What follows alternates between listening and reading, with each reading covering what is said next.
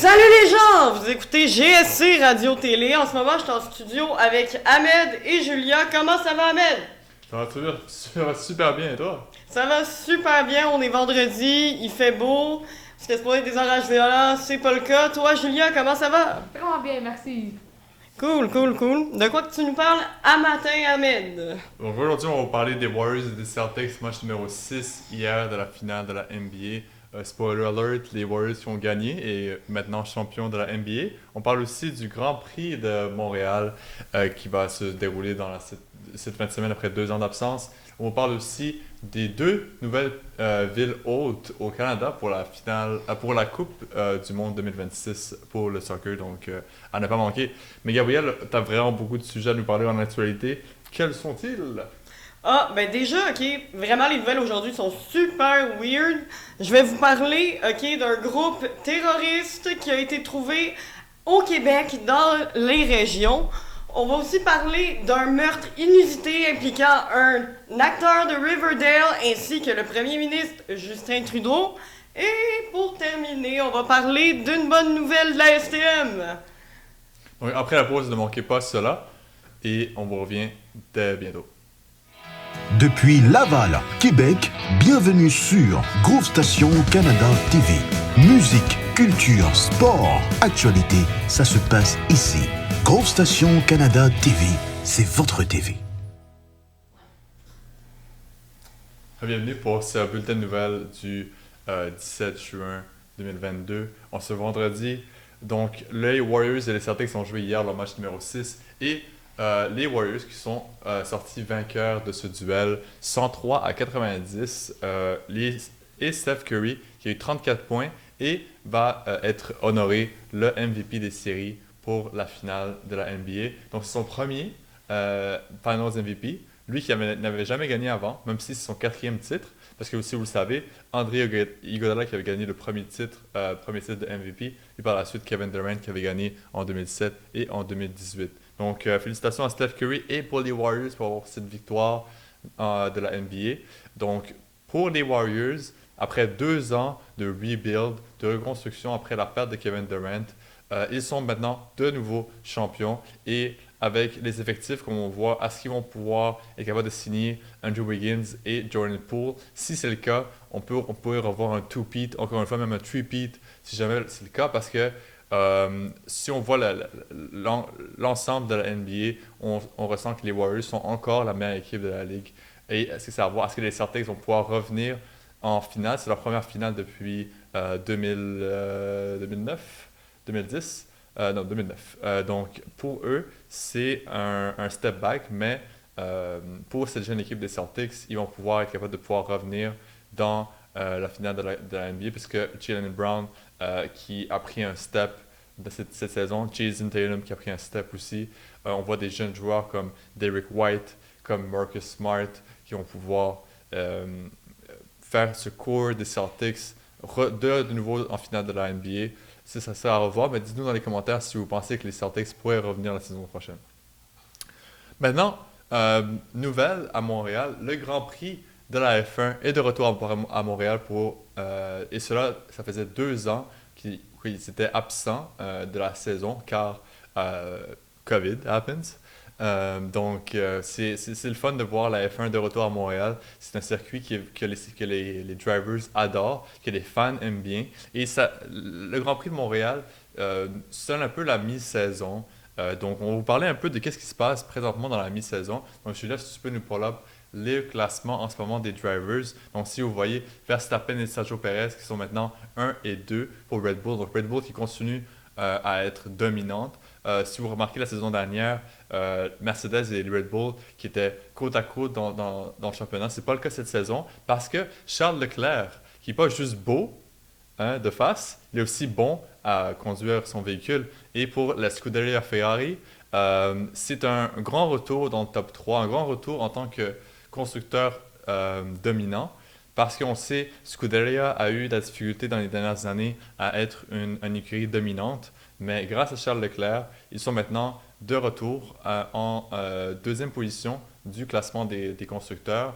Red Bull qui est premier. Et bizarrement, si vous remarquez, Mercedes, si on peut revenir sur le classement encore une fois, s'il vous plaît.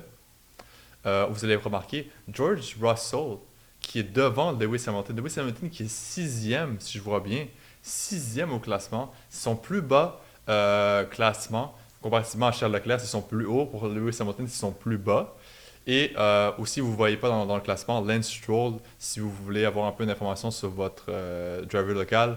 Lance Stroll qui est un des derniers avec 2 points seulement.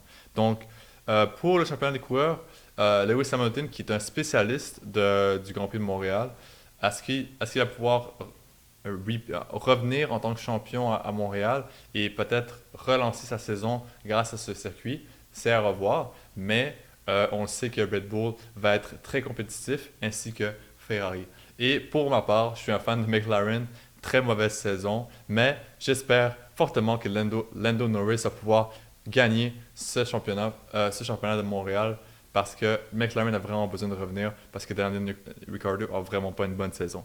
Et juste en terminant, pour la section sport, rapidement, on a vu ce matin, hier soir, que Toronto et Vancouver ont été sélectionnés pour être une des villes hôtes pour la Coupe du Monde de 2026 qui va être pas mal partout en Amérique du Nord. Donc, aux États-Unis, il y a plusieurs villes, dont New York, Los Angeles, San Francisco, Miami, Atlanta et bien plus. Même au Mexique, 3 villes qui vont être sélectionnées. Donc, il y en a 2 au Canada, il y en a 3 au Mexique, pour un total de 16 en Amérique. C'est vraiment un projet ambitieux. Donc, je vous conseille fortement de vous abonner à nos réseaux sociaux, que ce soit sur Instagram, que ce soit sur Facebook, que ce soit sur Twitter, peu importe. On vous dévoile des informations à chaque jour, à chaque matin.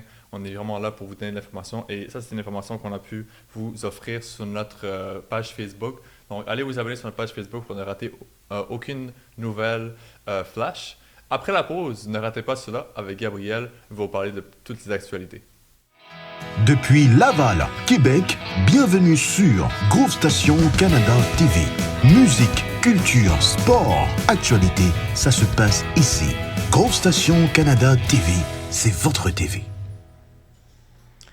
Hey! Fait que de retour de la pause, dans le fond, j'espère que je vous ai pas mal intrigué avec mes grands titres de tantôt, mais là, c'est le temps de dive in puis d'en savoir plus.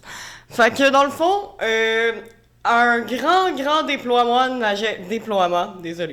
la GRC s'est déployé dans Plessisville et Saint-Ferdinand parce que il y aurait un groupe du nom de Division Atomwaffen ou Division Armes Nucléaires, qui serait un groupe d'extrême droite néo-nazi qui aurait en fait pris domicile dans une de ces 2 villes, voire les 2. La perquisition qui se passe sur la rue des coopératives à Plessisville est terminée, mais l'immeuble est désaffecté derrière le presbytère de Saint-Ferdinand est toujours inspecté par la GRC, une dizaine de policiers et le maître chien.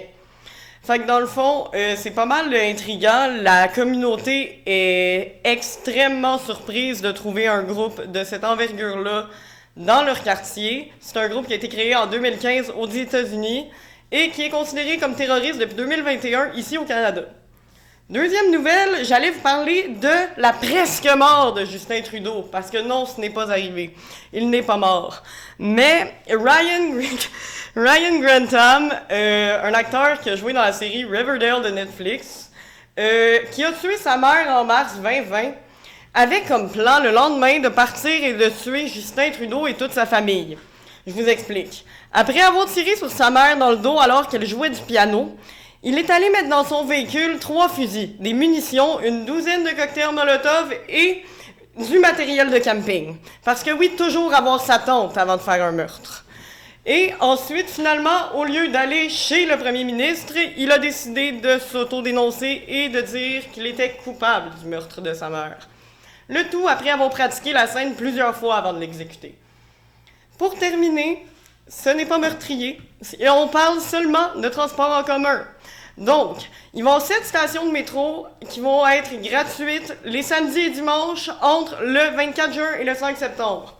Dans le fond, c'est tout au centre-ville. C'est la Place des Arts, McGill, Place d'Armes, Champ-de-Mars, Berry-UQAM, c'est tout gratuit samedi, dimanche, du 24 juin au 5 septembre. Profitez-en pour sortir dans le centre-ville. On lâche pas. Fait qu'on espère que vous allez passer un excellent vendredi. Je vous souhaite une super fin de semaine et on vous revient lundi avec toujours plus d'informations. C'était GSC TV, le chemin de l'information. Depuis Laval, Québec, bienvenue sur Groove Station Canada TV. Musique, culture, sport, actualité, ça se passe ici. Groove Station Canada TV, c'est votre TV.